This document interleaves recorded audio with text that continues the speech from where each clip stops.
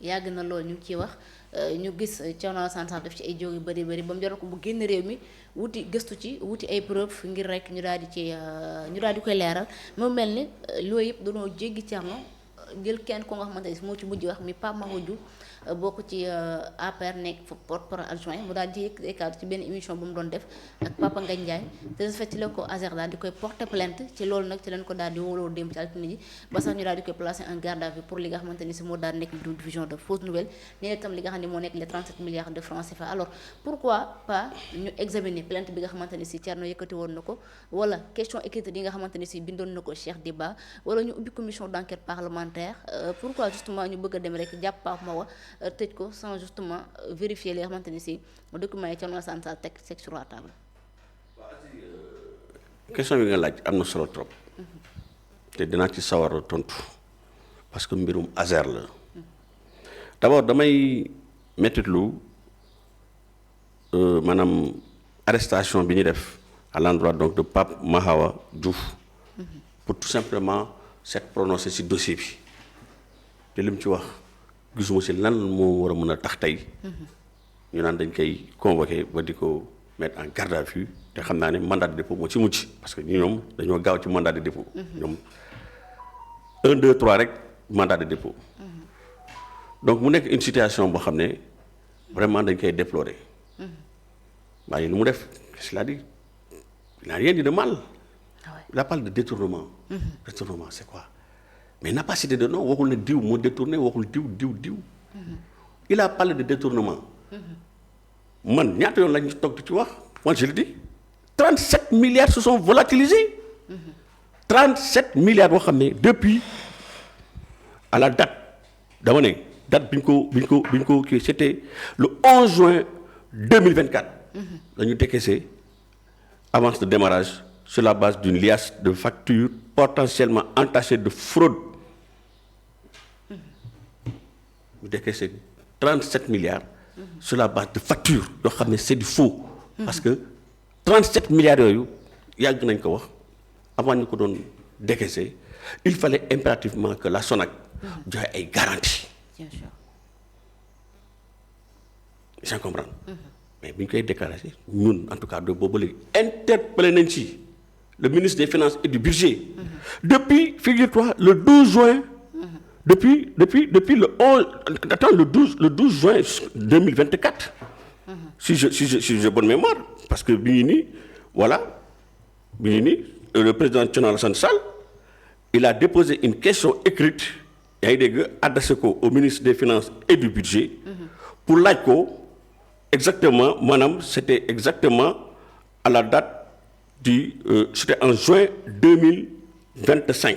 C'est-à-dire que, pour vous donner la date exacte, si vous permettez, un tout petit peu, je prends mes repères. Je prends mes repères, excusez-moi un tout petit peu. Le 12 juin, je pense bien, 2025, de toute façon, c'était en juin 2025. D'accord. Moi, je suis déposé une question écrite, je adressée au ministre des Finances et du Budget, Cheikh Diba, pour l'AICO, avant ce démarrage. ci yan anam dañ ko déposé parce que ñun dañoo jàpp ne que avant ce démarrage bi ça a été fait en violation des dispositions de l'article 13 du code ciment bi nga xam ne dafa ne c'est-à-dire que le dépôt des garanties doit précéder yaa ngi dégg c'est-à-dire le paiement de la caution c'est-à-dire que fekkente ne tey jii premier versé wuñu ko donc avant ce démarrage bi nga xam ne dañ ko joxe contrat bi en tout cas ci boppam dafa nul dafa mel ni tey jii nga dem di assurer sa oto ñu jox la prime d'assurance alors que yow montant bi nga xam ne moom nga waroon fay pour assurer oto bi tu l'as pas payé on te donne une attestation d'assurance alors que yow fayoo prime d'assurance bi donc assurance boobu donc dafa violer li nga xam ne mooy article 13 du code ciment. Tout à fait. Président Thierno Alassane Sall laaj na ko ne ko avant ce démarrage bi kañ lañ ko joxe caution bi kañ la ko joxe ci ban date ba tey jii depuis mois de juin ba tey jii on est en juin juillet août septembre octobre ba tey jii on n'a pas de réponse. Là aussi c'est grave. Président Thierno Alassane Sall def na fi conférence de presse yow yaa ngi woon ci bien sûr événement bi. j'ai été. Donc il a renouvelé encore sa demande en tant que député. Parce que article 92. Règlement intérieur Assemblée nationale. moo ko may sañ-sañ boobu su fekkente ne y a des questions yi nga xam ne dañuy interpeller ñun ñëpp moom en tant que député am na sañ-sañ pour poser des questions écrites au gouvernement de la République du Sénégal en tout cas ministre yi nga xam ne ñoom la concerné. mais mu déposé question bi il n'a pas eu de réponse. donc mu créé loo xam ne dafa créé benn doute ci esprit sénégalais parce que 37 milliards yoo xam ne c'était destiné à électrifier des villages parce que programme bi pour rappel c'est un montant de 91 milliards bi nga xam ne moom la banque bi nga xam ne moom la wax Santander mu nekk ay espagnol décaissé pour ñu électrifier plus de 1500 villages presque 1600 villages. D'accord. bi mu ko décaissé ba léegi gisuñu en tout cas ñun à notre niveau ay villages yoo xam ne dañoo bokk ci programme bi yoo xam ne dañu ko électrifier donc mu nekk des questions yoo xam ne mais ça nous interpelle. Ah tout à fait ça interpelle. C'est rien de plus normal parce qu'il s'agit de nos deniers publics suñu xaalis la. État du Sénégal moo ko nar a fay. bor boobu banque bi moo ñu ko abal.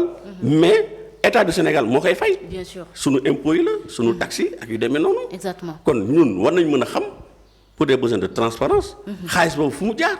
normalement. donc su fekkente ne maintenant le camarade là Mawa Sew ñëw na parler de détournement peu importe. Appellation détournement ou bien disparition ou bien en tout cas volatilisé c'est du pareil au même. xaalis bi nee na mbel ñun on veut savoir. fan la xaalis bi nekk. mais nag gars yi on comprend dañu bëgg maanaam suul mbir bi. parce que li ñuy def nii. ça ne passera pas. parce que tout ça c'est de l'intimidation.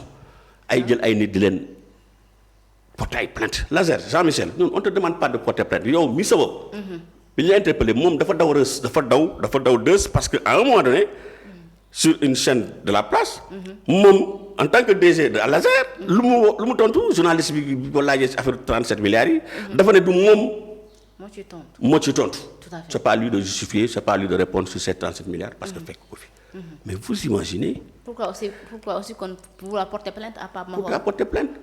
pourquoi porter plainte donc bu fekkee ne yow nee nga yow sa yoon nekku ci yow affaire bi fekk la fi. que c'est antérieur à ta nomination.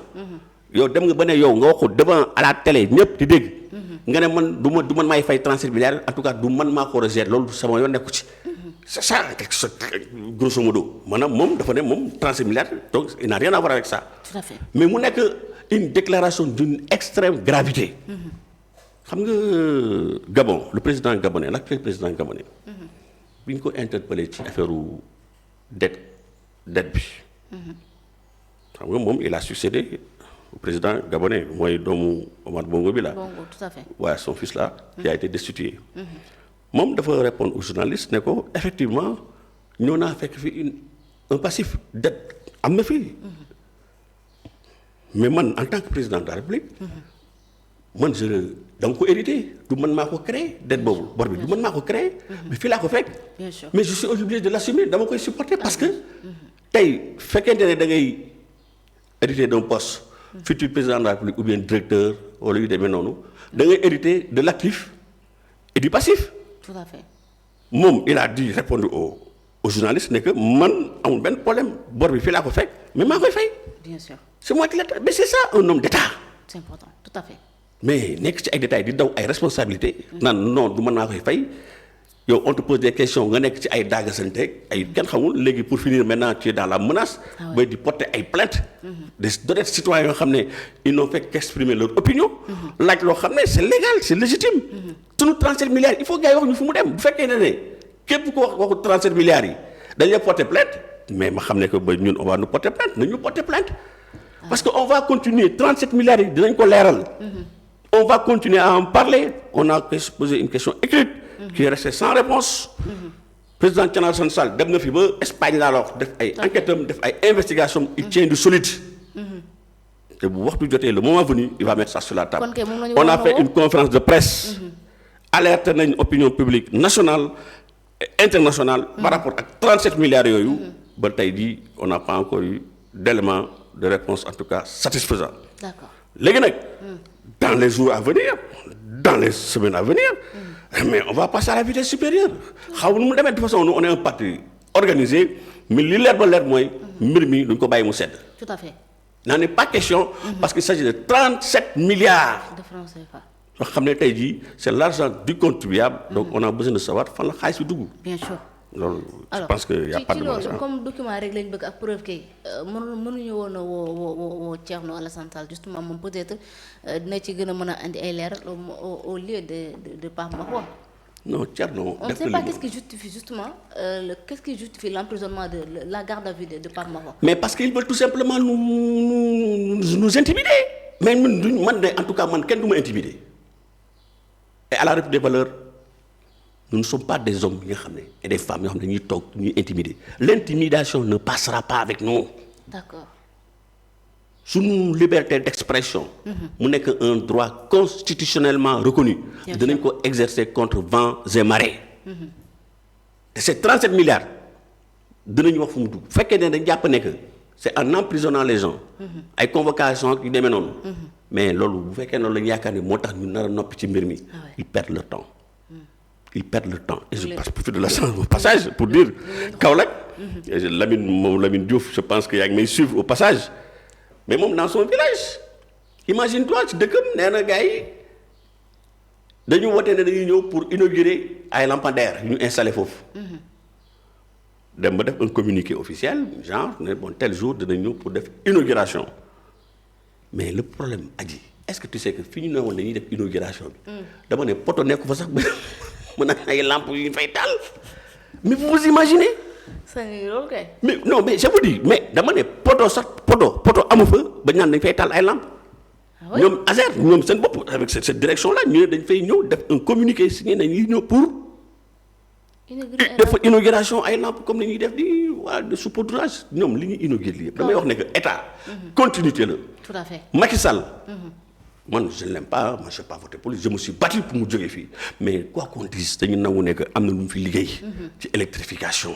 donc ñoom actuellement su fekkee ne dañuy ñëw di continuer liggéey bi mu defoon. mais cela va de soi ils ont l'obligation et le devoir de continuer li fi Macky Sall defoon. mais ñun programme bii mooy 91 milliards yii la ñuy wax c'est 91 milliards. bi nga xam ne dañ ci décaissé 37 milliards. pour électrifier 1600 villages mais nañu di ay éléments de réponse nañ lan lañ ci électrifier. au lieu ñuy jéem a lëndëmal xelu askan wi Sénégalais yi naan ñu ngi liggéey ñu ngi électrifier. électrification ak ban xaalis lañ koy defee. tout à fait on se pose des questions. la grande question. ñun dañu jàpp ne que c'est pas avec ces 91 milliards du si 37 milliards yi 37 milliards yi utiliser nañ ko à d'autres fins te kooku du sama wax. Banque Santander ci boppam bi nga xam ne moo financé. programme bi nee na. moom ci boppam dootul dugal ñaari dërëm ci programme bi. tant que leerluñu maanaam 37 milliards yi. fi ñu ko dugal. tout à fait. donc loolu ça veut dire que ça pose un problème. c'est une question d'ordre national qui nous interpelle ñun ñëpp. képp kuy sénégalais. comment on peut débloquer 37 milliards. 37 milliards jékki-jékki rek de mel disparaître dans la fumée. dans comme ça dans le vent. 37 milliards mais attends mënul réer c'est pas possible mënul réer donc on a besoin de savoir te loolu on va les interpeller ba keroog ñuy jox des éléments de réponse clairs nets et précis tant qu'on n'a pas des éléments de réponse xamuñu fu ñu dugal 37 milliards on va continuer à en parler te duñu continuer di wax di ci jëm parce que je rappelle au passage que y a le dossier scandale ONAS bi tamit. ah oui bien sûr ONAS a ngi nii aussi beneen scandale boo xam ne. mujjul fenn ñun def nañu liñ ci waroon def porté nañu plainte saisir le procureur de la République procureur ça fait l'occasion au passage ça fait 1 an ñu ngi toog di xaar. ça fait 1 an que dossier bi. on a été entendu. On nous a entendu quand même on a été entendu dans ce dossier mais depuis ba léegi à ma connaissance en tout cas évolué te dossier bi je le suis de très près parce que man keroog maa demoon déposer plainte bi. donc c'est un dossier que je connais très bien donc en tout cas man ci li ma jàpp mooy président Thierno Alassane Sall depuis bi ñu ko entendre sur procès verbal gisuñu benn évolution te loolu ça fait boobu ak léegi ça fait 1 an. mu nekk encore benn scandale boo xam ne tey boobu ba léegi on attend que ñu def la lumière sur cette affaire là. tout à fait. est-ce que la lumière dina am sur cette affaire alors leneen li ñuy waxtaanee monsieur Maïga boo ko